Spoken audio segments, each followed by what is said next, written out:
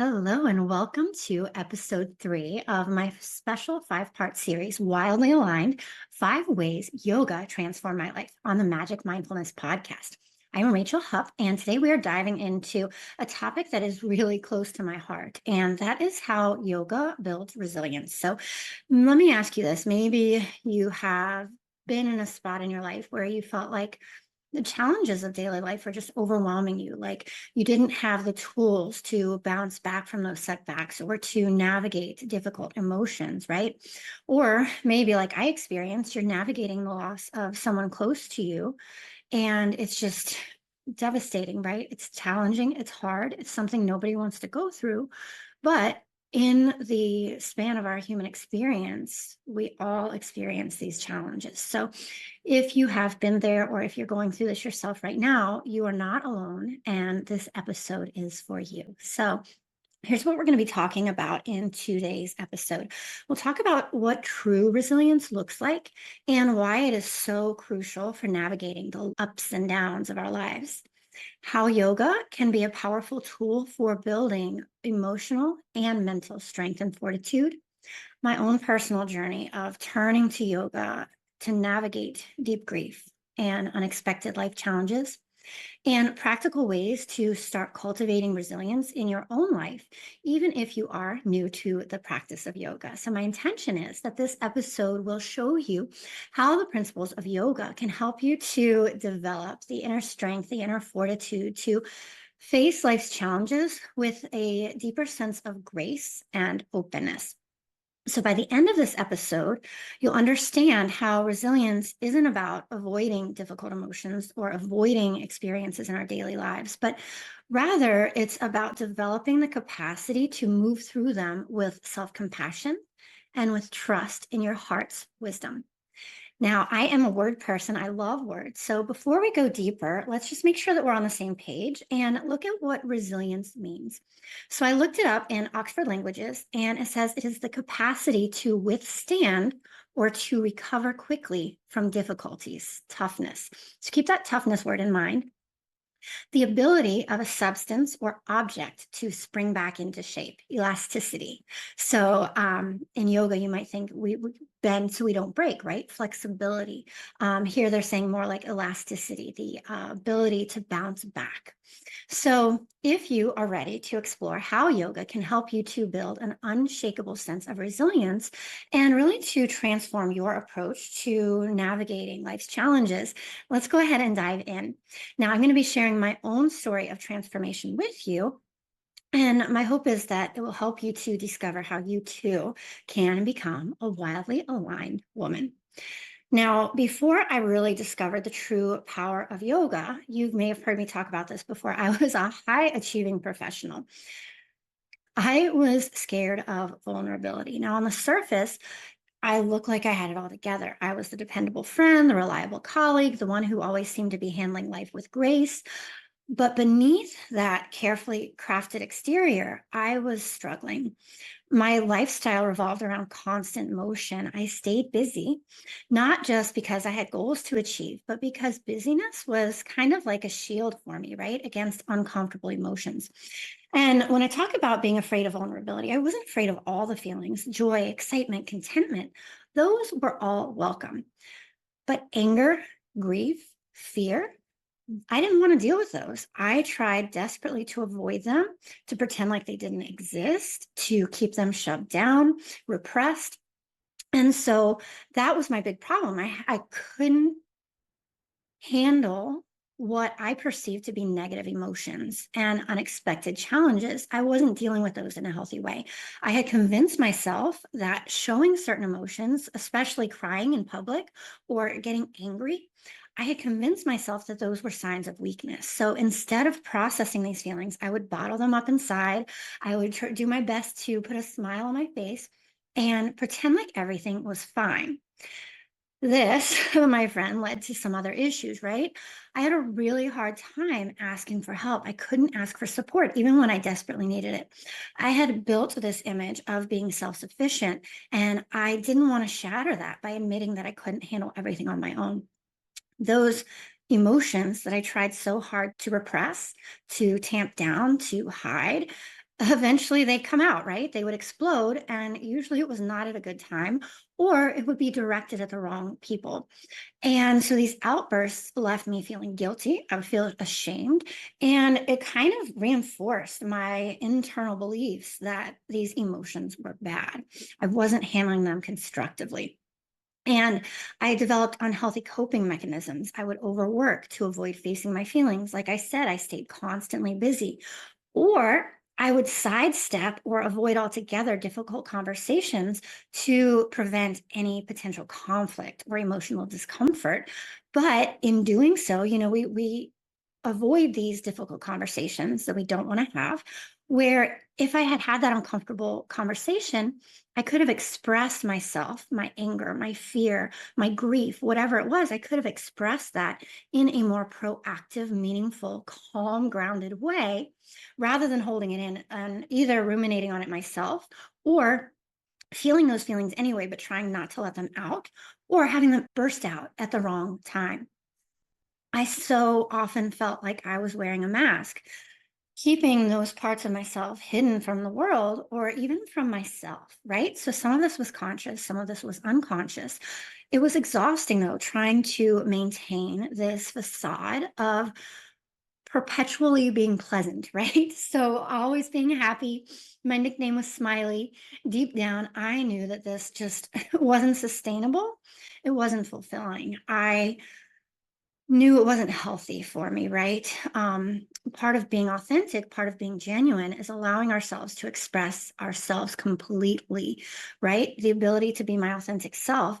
I didn't know how to bridge that gap between the person that I was presenting to the world and the complex emotional being that I truly was. And so, this way of living, of trying to hide these emotions, trying to not feel these emotions, it kind of left me feeling tired and drained on a day-to-day basis because I don't know, I just had this persistent sense that something was missing. I couldn't quite put my finger on what it was. I don't know that I was consciously aware of needing to change, but hindsight 2020, right? Looking back, I can see now how ripe I was for transformation. I have been on a continuous journey of personal growth, a very conscious, mindful journey of personal growth for the past probably 20 years or so. Um, and so, it's been a constant evolution. My journey, when we talk about yoga, my journey into yoga began as a physical practice. So, starting to tie the yoga in was a way for me to get my workout in. I could sense when I first started that there was something more to this yoga than just the workout because, you know, I don't know, there's a sense of bliss, there's a sense of calm that you experience at the end of a good practice. And I didn't get that from my other workouts. So I knew that there was more to it than that, but I didn't really initially consider its potential for helping me to build these emotional resilience or even for personal growth and transformation. But as I continued to show up on my mat, these subtle shifts began to occur. So I took classes like yin yoga. And so, yin yoga, if you're not familiar with it, that's where you hold the poses for longer periods of time, often 3 to 5 minutes, or maybe even more. Um, and you find this edge, you find the edge of your comfort zone. And as you hold the pose, as you settle into it, your comfort zone shifts. So, you're always right on the edge. You're right on the edge of discomfort. So, not moving into pain, but there can be a sense of discomfort. And for me, like I said, I always stay busy. So, slowing down was really, really challenging for me at first. And so, this practice of holding poses, of being on that edge of discomfort, taught me to approach discomfort with a sense of curiosity, with open mindedness, with even a sense of gratitude. And so, this lesson that I learned on the mat began to seep into my life off the mat. And then restorative yoga classes where you kind of melt into a shape. You're supported by props, bolsters, cushions, blankets, belts, or straps. Like I said, it was really, really hard for me to slow down at first. So I found it really, really challenging. I had this internal struggle with stillness. But they gradually became very powerful tools for sitting with discomfort, simply allowing it to be, allowing whatever I was feeling to just be. And also that experience of allowing myself to be held and supported by props in my practice, that also extended out into my day to day life, allowing myself to reach out to friends, to share my sadness, my grief, my anger, and to allow myself to be held and supported by my community, by my connections, right? And so there wasn't one dramatic moment of realization. There was no conscious decision to use yoga as a solution to my emotional struggles. But instead, it was a slow and often unconscious evolution. So, as I deepened my own personal practice, I found myself naturally developing new ways of relating to my emotions and to life's challenges. Now, little did I know that this gradual transformation was actually laying the groundwork for a profound shift in how I would handle the absolute most difficult, worst time in my life, losing my mom. And so it was in this time of deep grief, this time of the worst grief I've ever experienced, that the true power of yoga in building resilience would reveal itself to me. So, that devastating loss revealed to me how much I had already grown in my yoga practice. I turned to yoga to help me navigate that experience. And so I talked about that a little bit in episode 2 of this 5-part Wildly Aligned series about self awareness and emotional intelligence. When my mom died, I shattered. I allowed myself that experience of being fully present with all of it. So instead of trying to push away or ignore my grief, I found myself able to allow all the feelings, as overwhelming, as painful as they were. And so, just to share with you a few ways in hindsight, looking back, of how my yoga practice supported me through this challenging time and how each practice contributed to helping me to build resilience. So, again, I thought before that not crying was a sign of toughness, right? But as we talked about at the beginning of this episode, resilience, toughness, it's that ability to bounce back. So, several years ago, I started a seated meditation practice. I've been meditating almost every single day for, I would say, at least 7 years now. Maybe, no, probably closer to 8 or 9. Anyway, a long time. I've been meditating almost every single day. And so, as I navigated this experience of deep grief, I did remain committed to my regular seated meditation practice. And on days when it felt impossibly hard, I would just lie down on my mat and do my meditation that way. But it was a consistent practice for me. It provided an anchor. So even though my emotions were a turbulent mess, I had this anchor of coming back to my mat every single day. So meditation can help us to cultivate resilience by training our minds to observe our thoughts and emotions with curiosity without getting caught up in them, which can help us to respond rather than react to challenges. But it also allows us to just be. It allows us to experience the full spectrum of being human. I leaned into gentler forms of yoga like yin, like restorative yoga. These practices allowed me an opportunity to be still, to be present with myself, with my emotions, and just creating space for whatever came up. So, yin yoga and restorative yoga, these are practices that can help to build resilience by teaching us to stay present and breathe through physical discomfort, which translates to emotional resilience off the mat. I practiced, I allowed myself to be present with my grief, accepting whatever came up, anger, sadness, regret, longing, viewing it all through a lens to the extent possible, right? We're all human, it's a practice. But to the extent possible, trying to view this experience through a lens of non attachment and non judgment.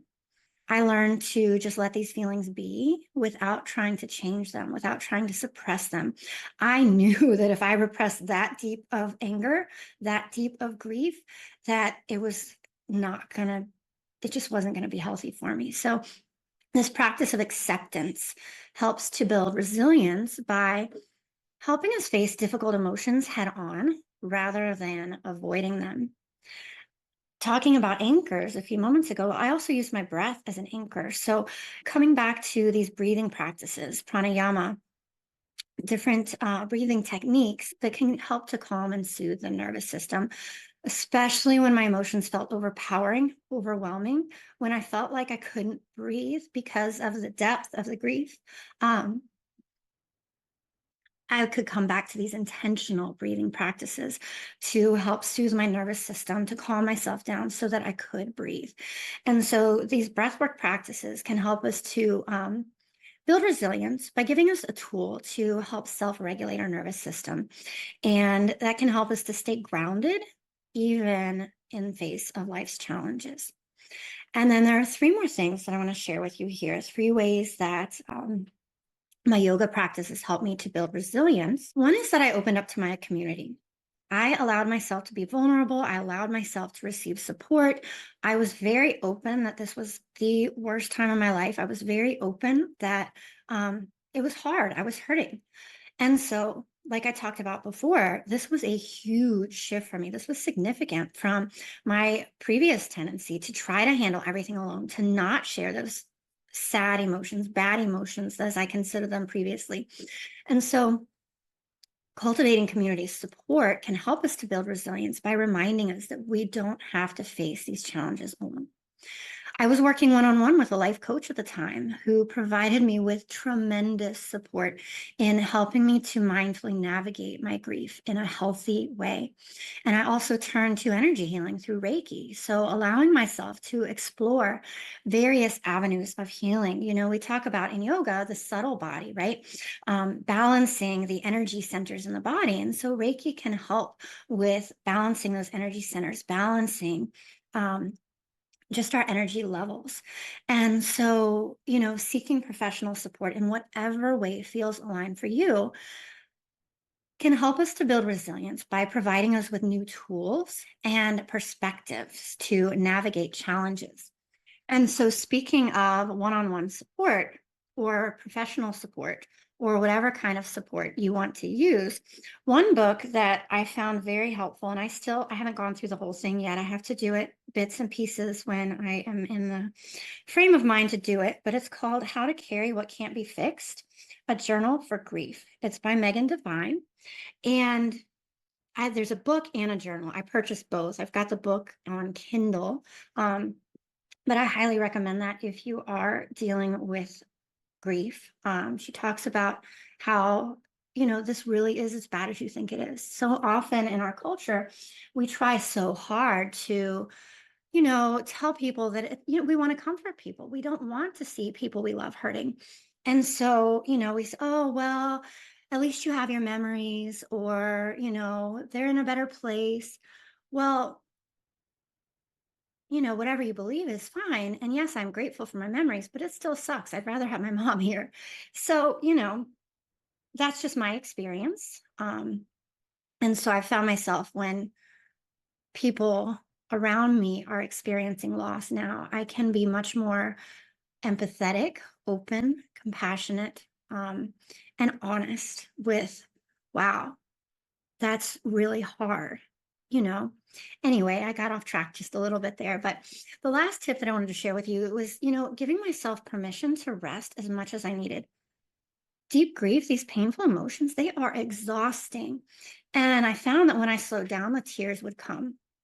And so it's a very cleansing, right? The water element, it's just very cleansing to allow those tears. And I learned to see this as a necessary part of the healing process.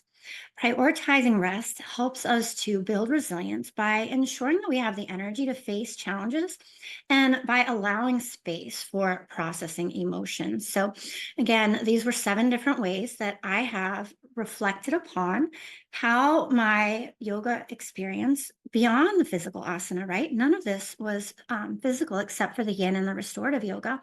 But my meditation practice, yin and restorative yoga, being present with my grief, practicing acceptance, um, coming back to my breath, pranayama, breathing practices, community support, kula, professional support through energy healing and a life coach, and rest, allowing myself to simply rest and slow down and just be. And so, an important realization as well is how our natural tendency can be to contract when we experience pain. And so, to give you an example of that, right now, I'm dealing with some pain in my upper neck and back. And I noticed as I move through the day, I'll find myself kind of closing in on myself, kind of slouching, letting my chin fall. And even my ear, I've noticed, so that's on the right side. So I'll notice that I'm kind of leaning into my right side and contracting and closing in on myself. And so that's for physical pain, but for emotional pain, there's this tendency to want to protect ourselves, to want to close in, to kind of cocoon ourselves. And it would have been so easy for me to go into hermit mode, to stay home and to just crawl onto my bed. I didn't want to leave my bed. I just wanted to stay there until all this pain went away.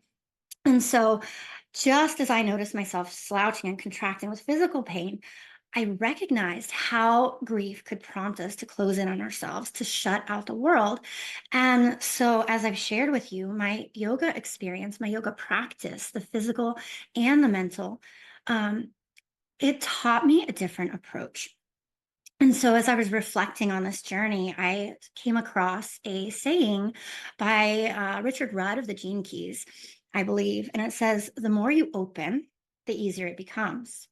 The more you open and trust, the more suffering you allow yourself to feel. You can never be overwhelmed by suffering. You will only ever feel as much as your heart allows. So trust in your heart fully. The more it opens, the more suffering you will allow in, and the more you will transform the suffering of the whole. And so when I first read that, I was like, no way, no way. I was totally overwhelmed by my emotions. I was completely overwhelmed by my emotions. But I think I was only able to experience as open as my heart was. You know what? Let me try to rephrase that. I was able to open so much, to experience so much because I opened my heart up to the experience. I allowed myself to receive it completely. And because of that, my nervous system was able to process very slowly and over a very long time. I'm still processing it, a very high load of grief. And so, I certainly felt overwhelmed at times. I felt like I was drowning in this grief, but I did realize that I was able to feel so deeply because of the inner work that I had done and that I continue to do. I have developed trust in myself. I've got this unshakable trust in myself and in my heart's capacity to navigate, not only this profound loss, but the ups and downs, the ebbs and flows of life. This experience showed me the true power of yoga in building resilience. My yoga mat was such a comfort to me during this time. It wasn't about avoiding difficult emotions. It wasn't about avoiding the challenge of having lost someone that I love so deeply, but it was about developing the capacity to be present with them, to open to them, and to trust in my ability to move through them. And so my experience with yoga has truly been profound. It's an ongoing journey, mindfulness, yoga. I'll share with you a few specific ways that this experience has been so profound for me. I have developed a much greater capacity to sit with discomfort, mine or those around me, rather than trying to avoid it or suppress it. Now, this applies both physically and emotionally. So I'm able to approach the challenges of daily life with a greater sense of openness. I'm able to experience my emotions fully, acknowledging when I feel overwhelmed without judgment. And I've come to understand that all feelings, including being overwhelmed, including being sad or angry, are part of the human experience and they don't need to be pushed away. I've become more patient, more accepting, and less judgmental, both with myself and with those around me, which has led to deeper, more authentic relationships. I've learned to trust my heart's capacity to handle intense emotions, which paradoxically has made those emotions feel less overwhelming over time. And so, overall, I would say that I have developed this toolkit of practices from breath work to meditation to gentle yoga that I can turn to in times of stress or grief. And so, what's now possible is a level of resilience that I never knew I needed to cultivate. I never set out to achieve. But when life throws challenges my ways, like let me give you an example from earlier this year. So, within a 2-week time frame, we had a loss in the family, a death in the family. Um, someone very dear to me had a medical emergency. I wrecked my car, broke my hand, and my car had to go into the shop for 6 weeks. So, within the span of, let's see, that all happened actually within 6 days of each other. And so I was able to navigate that with a sense of calm and acceptance that surprises even those closest to me. Now, that doesn't mean that I don't feel the pain. It doesn't mean that I don't feel the stress of these situations, but rather that I can hold space for these feelings without being completely derailed by them. And so this resilience has opened up new possibilities, both in my professional life and in my personal life. I'm able to take on challenges with more confidence, knowing that I have the tools within to handle whatever comes my way. I'm also able to be there for others in a more meaningful way, offering genuine support and empathy from a place of understanding and shared human experience. Now, this journey, moreover, has deeply influenced my work as a yoga teacher and as a coach. I'm able to guide others through their own challenges with more compassion, with more insight, drawing from my own personal experiences of growth and transformation. I've learned that resilience is not about being unaffected by life's difficulties, but about having the capacity to move through them with grace, openness, and self compassion. It's that ability to bounce back from challenges. And so, if you are ready to cultivate deeper resilience and embrace life's challenges with more grace and ease, I would love to invite you to join my Wildly Aligned Women program that kicks off on August 29th. This is a transformative 8-week journey that is designed specifically for busy modern women who are seeking to integrate the profound wisdom of yoga into our everyday lives. Now, in Wildly Aligned Women, you're going to learn how to develop a sustainable mindfulness practice that fits your unique lifestyle. We'll explore how to apply ancient yoga philosophy to navigate modern day challenges. You'll discover practices to sit with and accept whatever emotions come up in a healthy way. You'll join a supportive community of like minded women on a similar path. And you will cultivate a resilience that will serve you in all areas of your life, from personal relationships to professional endeavors. Now, remember, my friend, building resilience, it is not about waiting for a crisis to occur. It's about developing the tools and the mindset to navigate life's ups and downs with more ease and grace. So whether you are dealing with everyday stress, whether you're facing significant life changes, the Wildly Aligned Women program will equip you with the practices and perspectives to thrive. So let's recap because we've covered quite a lot today. So we have talked about what true resilience looks like, why it's critical for navigating life's ups and downs. And again, coming back to the definition from Oxford Languages, resilience is the capacity to withstand or to recover quickly from difficulties, toughness. Now, it's been 2.5 years since my mom passed away, and I am still recovering. So I don't know that I've recovered quickly, but there's this, it's just a process, right? And then going back to that definition, the ability of a substance or object to spring back into shape, elasticity.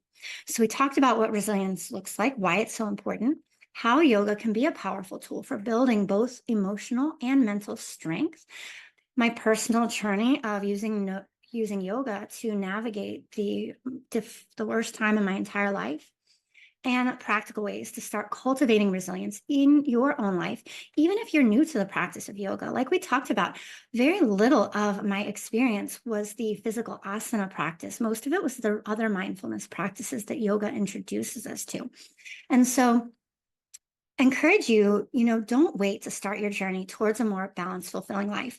I would love to invite you to join me in the Wildly Aligned Women program today. And you can visit the link in the show notes to learn more, to sign up. Your future, more resilient, wildly aligned self is ready to emerge. It's there within you. I'll help you find her. And remember, just like we talked about today, true resilience is not about avoiding difficult emotions or experiences. It's about developing the capacity to move through them with openness, with self-compassion, and to trust your own heart's wisdom. That's the journey we're going to embark on together in the Wildly Aligned Women program. And so to leave you with one final tip, just trust yourself, trust your heart. You are stronger than you think. You've got this. Whatever challenges you're dealing with, you've got this, my friend. All right. I will see you in the next episode of Wildly Aligned. Take good care.